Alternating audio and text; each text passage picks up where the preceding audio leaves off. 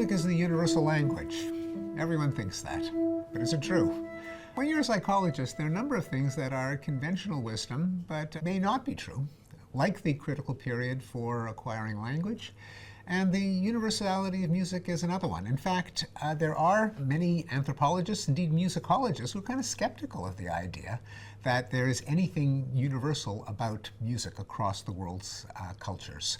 There is an idea that human nature doesn't have much to it, that human cultures can vary arbitrarily and without limit, and that it would be hopeless to try to find anything that was in common in music across the world's cultures. Well, this was a goad for a student and postdoc named Samuel Mayer, who himself was a musician and a psychologist, and with a team that included two anthropologists, Manveer Singh and Luke Glowacki, decided to actually scour the ethnographic record for reports especially from traditional small-scale societies, of whether they have music, what it's like, and what they do with it.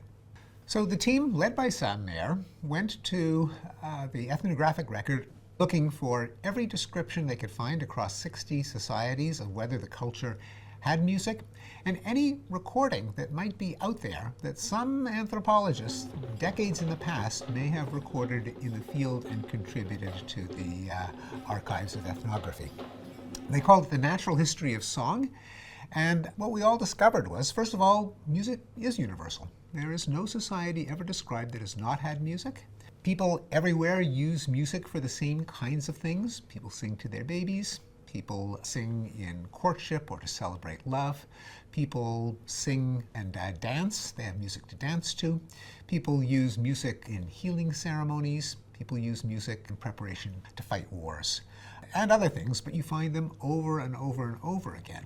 There doesn't seem to be any one thing that music is adapted for. It's not as if, say, 100% of societies have lullabies, and then some figured out, oh, we can also use them for love songs and healing songs. Pretty much everything that you can think of that music is used for, it's used for pretty much everywhere.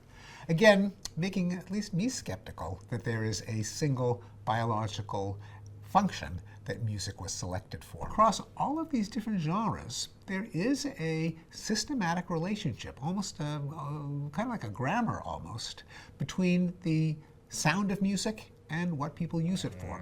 And if you ask people who've never heard the music from Cameroon or from Aboriginal Australia, do you think this is a lullaby? Do you think it's a dance song? Do you think it's a fight song? Do you think it's a healing song?